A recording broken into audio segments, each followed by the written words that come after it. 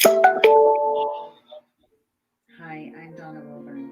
When children are put in the middle, they're at high risk for addiction and depression. Let's protect the children and stop the drama.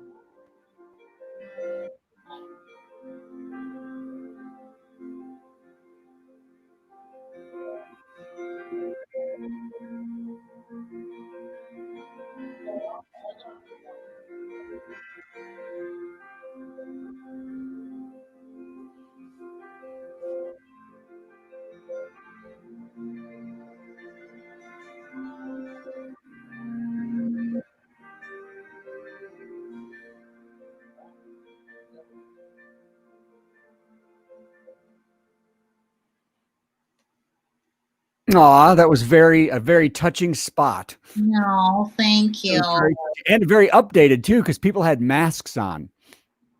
Oh yeah, see, I'm relevant like that. Now it's playing again. Something else is playing. So it was very relevant today. So speaking of relevant too, Joe Marlotti's late again. Hey, I almost made it.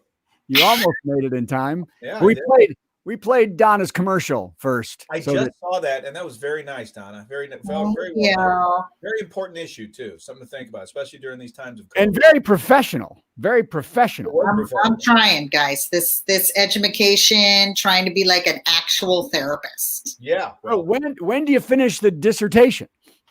I got it. Probably another year to go on that. Get working. Come on, get on that. Okay, thanks. Right. We want to see doctor in front of that name within 9 months. Yeah, doctor. We'll get there. You know what? I think I'm going to get a doctorate in comedy. I'm going to go for that and see. Yeah, you should go for that. You know what that takes? Anywhere? Anybody? That's not a thing anywhere in the world. It's not a thing that happens or is going to happen. I do not hear Joe very well. I can't either. What's wrong with Joe today? Check your microphones. I'm checking my microphone right now. Does it work? Speak up. We hear you. Check, it's just check. In a closet. Check. Is that better? Is that better? Yeah, please put it in your mouth like that the whole time. That's a good idea. Well, this show started okay, and now it's falling apart. Hello, everybody. It's Brad. I'm here. My camera's not aiming right at me. You notice I got a new black backdrop. I got Halloween. This is 1,000 Marriage Questions. My first question for everybody today is, has your spouse ever, and I mean more than once, apologized to you? So, has your wife ever apologized to you? Yeah. Wives don't do that. That's a husband's job. Thanks. For what? What would she apologize for? She's perfect. Is that what? Is that real? Okay. Now let's be real. Has she ever apologized to you? Of course. Of course she's apologized. Whenever if she did something that was something that had to be apologized for. Okay. Okay. By the way, can you guys hear me now? Are we better? Nah. Mediocre at best. What is going on? I've got. You need to just chew on that. Get up close to the mic. Yeah, chew on the mic. All right, it's right there, ladies and gentlemen. Here we go. I'm putting it. So, Donna, what you're saying is your husband apologizes to you all the time. Yeah. Is it real, or he's just like, oh, sorry? Oh, I can tell the difference, guys. Oh, okay. And he does really apologize. He's actually better at it than I am, of course. My wife is much better at apologizing than I am. She really has surprised me lately by apologizing for just not being that, if something at work has got her down, something like that, and she comes home and she's in a mood, she's in a mood from having a bad day at work, she'll apologize. She'll say, look, I can already tell that I'm grumpy and acting grumpy and I just need to eat. And I'll say, well, I'll make you dinner. And that's, it's really kind of neat. I just wish I would ever do it. You apologize. Idea. Do you apologize every once in a while, Brad? Yes, I do apologize. Can you hear me now? I changed my microphone. Can you hear me now? Yeah, now it's loud and annoying is what it is. So good. Good. I'll turn it up.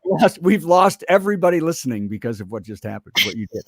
So no, I'm just saying that, yeah, I do, but she's really, as we've grown, as time goes on, she's really more aware of seeing how I react to how she is in the world and knowing that maybe she should say, wow, I'm kind of sorry I'm acting this way and it's not about you.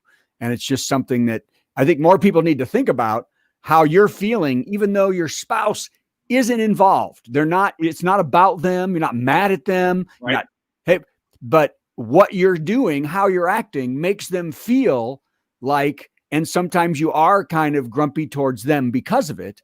And just, it's really neat to have somebody notice that and say, look, I'm grumpy.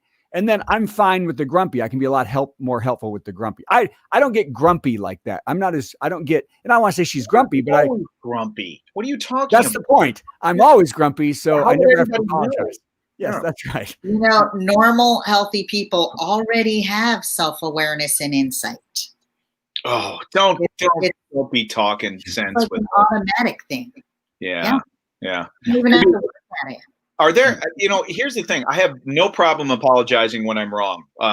My dad was not one of those people who would. He was, in fact, he frequently told us when we were young that he hadn't made a mistake since he was 6.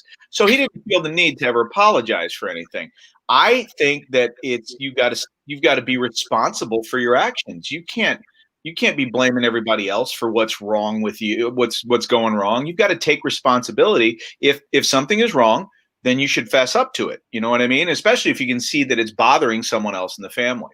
Obviously, I think that's a no-brainer. But I can also see how, living with someone growing up like that, my dad didn't apologize an awful lot. So now you overcompensate. You're like, oh, I'm I gone. do overcompensate. In fact, I'm sorry I'm doing this show right now.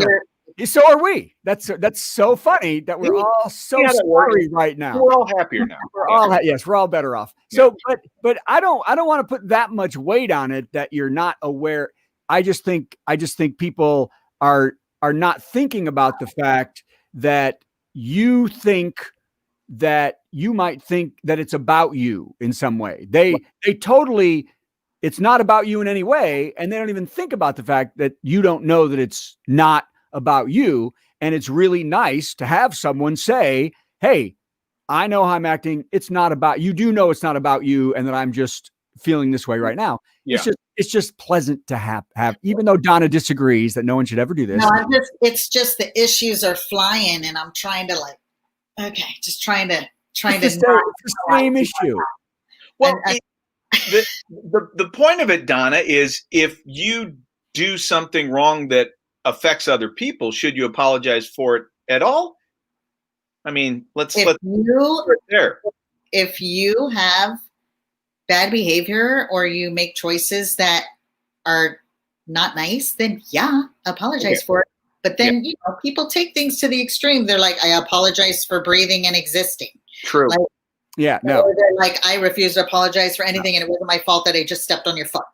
Yeah. Like, it goes to an extreme, but as I'm trying to not analyze you guys as you're talking. So sometimes it gets a little challenging. So I'm just trying to. Well, you do know that most of the things I say on here are just for a laugh. We'll let them know when that happens. Yeah, I'll let you.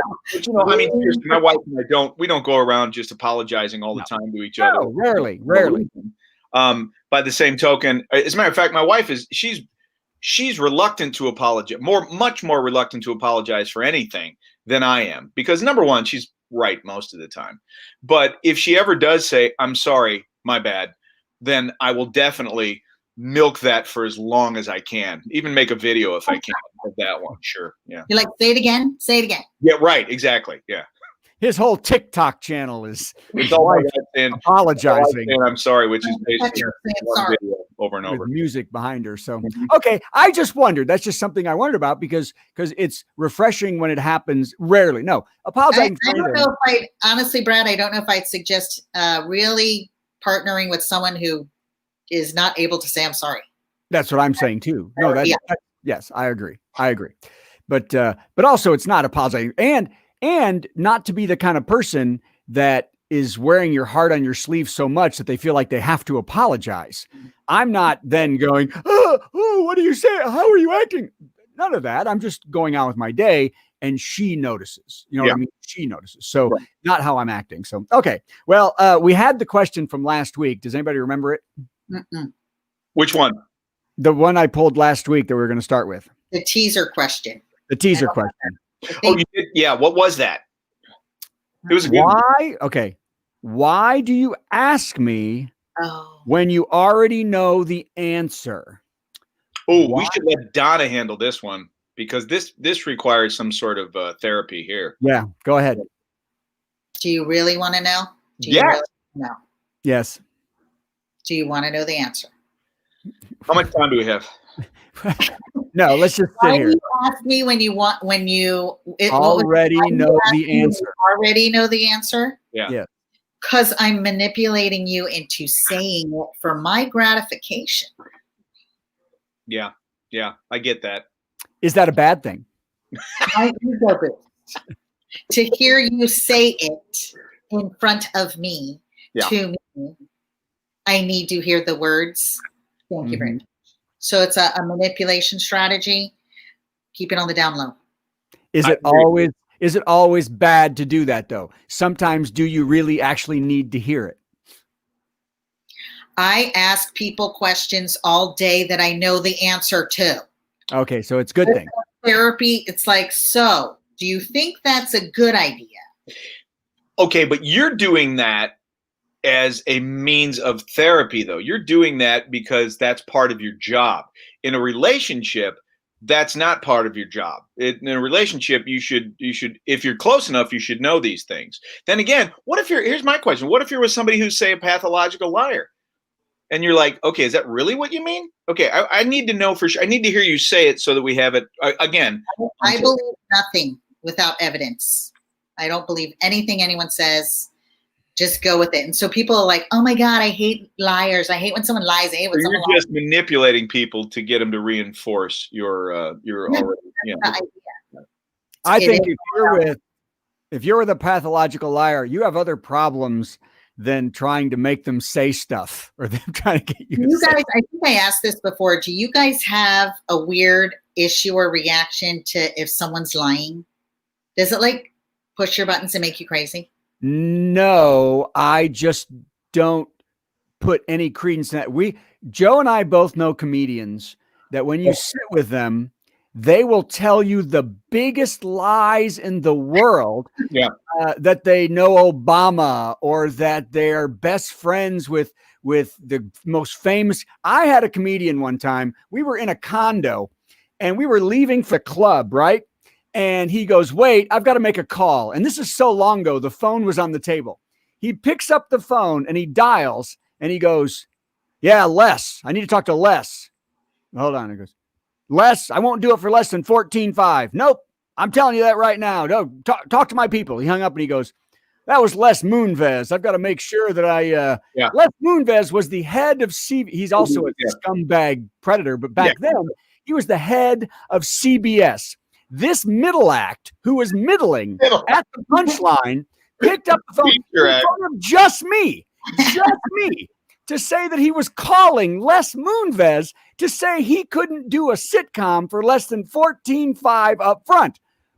What am I going to do except just go, oh, okay. I'm not going to, why calling him on will never help. So did he get the sitcom? Yes, he's famous. Okay. Ladies and gentlemen, that man was. We all know people like that. We all know people in our business. Entertainment's loaded with people who lie constantly. And here's the thing about pathological liars. If you wanted to call them on it, you could break them down real fast. But they're not as entertaining. So there's guys that I know that just constantly everything that comes out of their mouth is BS. But I know that about them. So the question, Donna, is how do you react? We're pretty sensitive to that, and it's like I know I size people up pretty quick when they tell a big bald-faced lie. Now I size them up in a couple of ways. Is this it's like obviously it's like I'm going to say is this a bad person or a good person? I don't know, but I know they're full of crap. So but I can deal with people who are full of crap. Yeah. I'm friends with some of these people who are full of crap. Good friends with them. Friends. Yeah, good friends. This guy is the greatest guy in the world. Yeah, but if I wanted to, I could just say, no, you're full of crap on that one, or I'd tell them to shut up. So some people I deal with, but if it's in a relationship, I think that's a completely different story. Yes, if it's your wife, I wouldn't have a close relationship with anybody who's a pathological liar. Yeah. What about just some lies? Well, like what? We all lie. You spent $100 and really it's $275. Well, some people are bad with numbers. Yeah.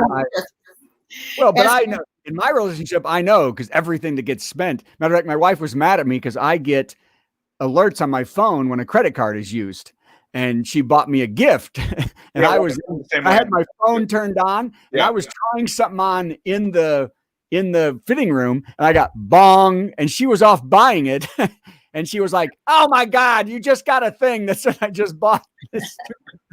Here's the other thing though about that. The flip side of that is right. If you're with honest people, if I've always told my kids that I'm like, you guys can ask me literally anything you want, and but just be prepared that I'll give you an honest answer.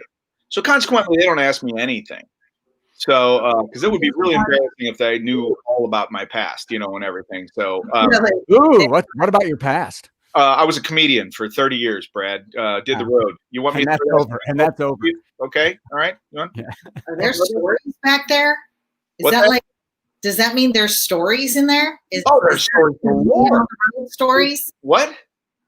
I don't know. I don't know any comedians on the road. I don't know. Well, we've been as entertainers. We spent quite a bit of our time traveling with free alcohol. Do you really want to go there? There's a lot of things. By the way, if anybody wants that, I have a book. No, not free alcohol. I have a book called Hell Gig, Enlightening the Road Comic that you can get on Amazon. That is all stories about what it's like on the road. There's no drinking in it because I've never drank, right? But everything else is in there in very graphic detail. It is. And Brad, I hope I get a check for promoting that on this show. You can Venmo me. That'd be fun. If I sell 100 books from this, I will send you a check. You haven't sold 100 books. Okay, I'm sorry. Not those. Yeah, no, not that one. I haven't sold 100 in a while. No. Other things, yeah, maybe. Sure, yeah, the good ones. Yeah. No. This is really a good. No, it's really a good book. I mean, it's highly acclaimed, but it's all. So anyway, but the last thing I want to say on this is on a simple level, though, let's get not the lying, not the manipulating. Sometimes I'll do that. I'll say something like, I already know the answer. I'm like, where's this or where's that? And I really kind of know where it is. And she says, well, it's in the blah. And I said, well, I just wanted to make sure it was still there before I went and looked, or, you know what I mean? It can be also simple. Oh, yeah. It's lazy. Sure. So what? My wife says that a lot, though, too. She'll say stuff like, I told you that. And I'll simply say, you did. And that's so I hope she doesn't think I'm doing the manipulation thing, because I really sometimes don't hear. I mean, that's there's a lot going on. Funny when I do it, when I say something, she goes, well, I told you that, and I don't remember. She's mad. But right. If she does it, she'll say, I didn't tell you. I said, but I told you like 30 seconds ago.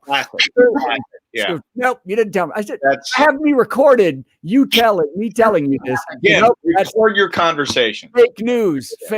Okay, here we go. Next one, because we're moving too quick here. We only got like 15 minutes. Oh, this one's okay. Are you ready? Is it better? And it says there's a really in there. Nope, you can't. There's no way you're going to see it. Is it better really to be a virgin or be experienced before marriage? Ooh, that's a good one. Let's go for the professional version before my creepy talk. Ooh, this is a tough one. Yeah, this is a good one. This is the best question we've had in a while. I would say realistically,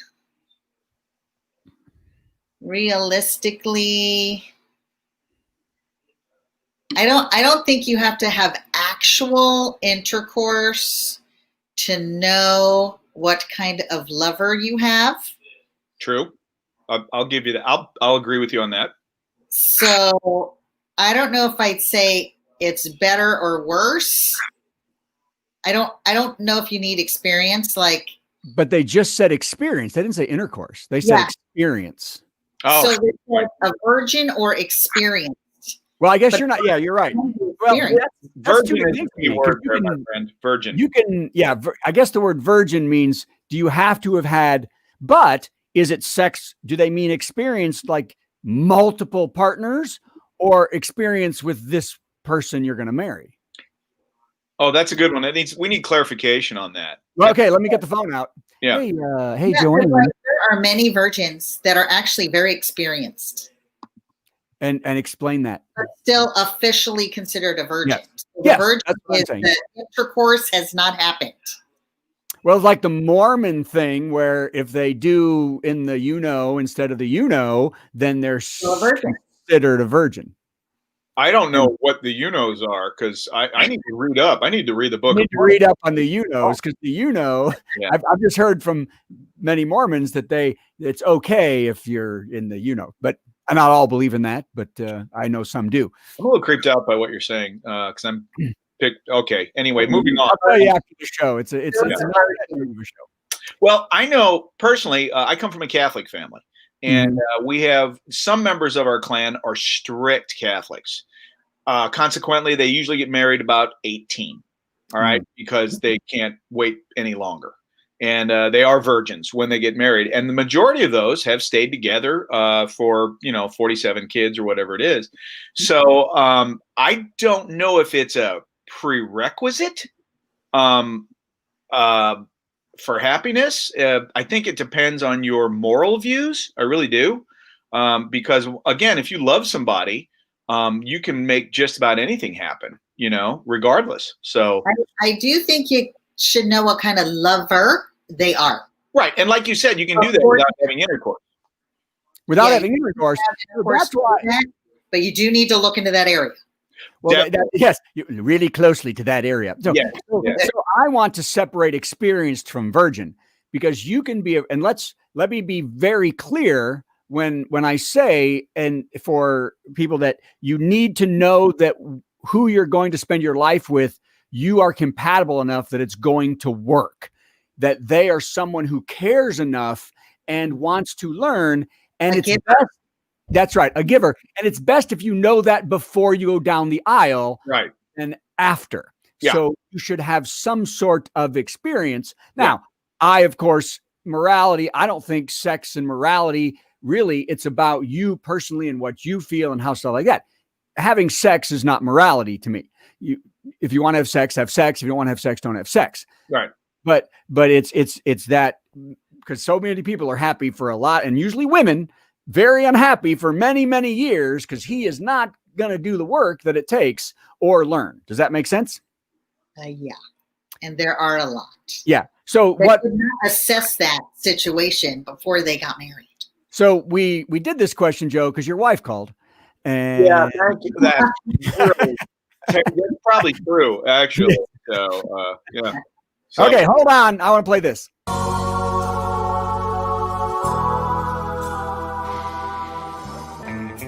Ooh, Igor, this is not my match.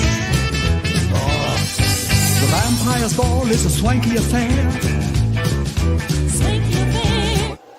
Master, I brought the shovels. Good, Igor, good. Oh, yes, Igor, yes, raise the platform. It's time.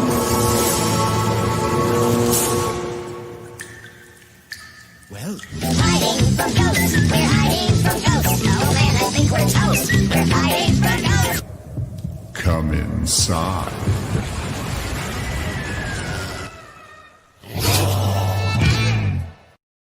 So, by the way, we will be at Crackers Comedy Club the 17th and 18th of October at 3 p.m. Also in Fort Wayne on the 24th. But what's even more important, too, is this Friday at 5 p.m. Central Time, we're going to be live on Zoom. So if you want to get a hold of me, go to ultimatehalloweenparty.com and you can get to the show that way. Okay, now we need to jump ahead to what these are. Are you ready? Are you ready for this?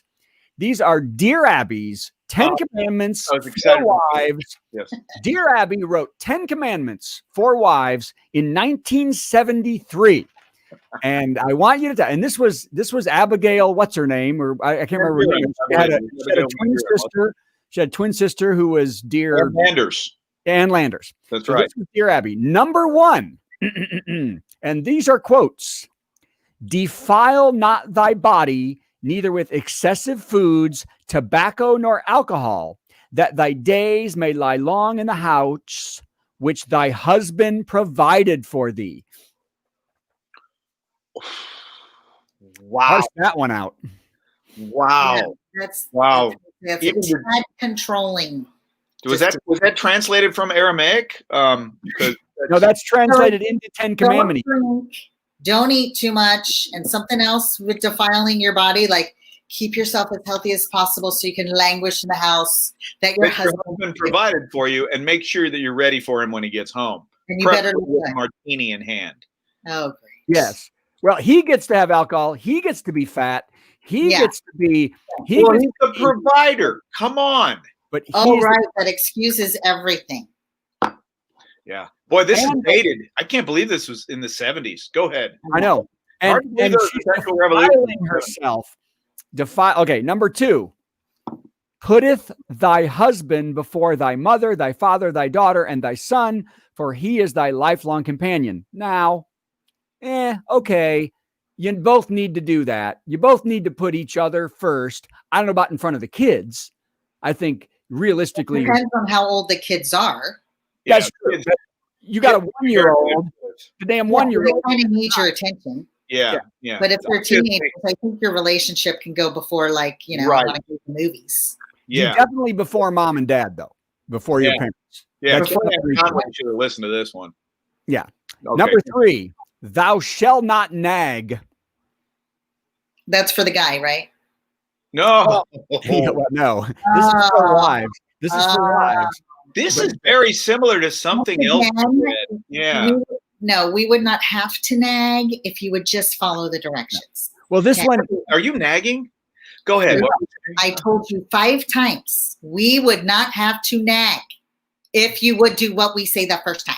If you told us 5 times. Again, listening is difficult. 25 times Listening is very hard. Okay.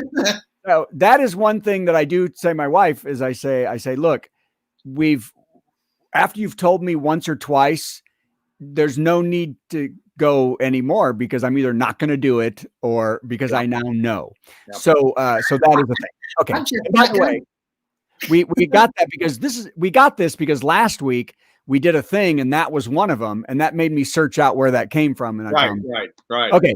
Number 4, permit no one to tell thee that thou art having a hard time of it, neither thy mother, thy sister, nor thy neighbor, for the judge will not hold her guiltless who letteth another disparage her husband.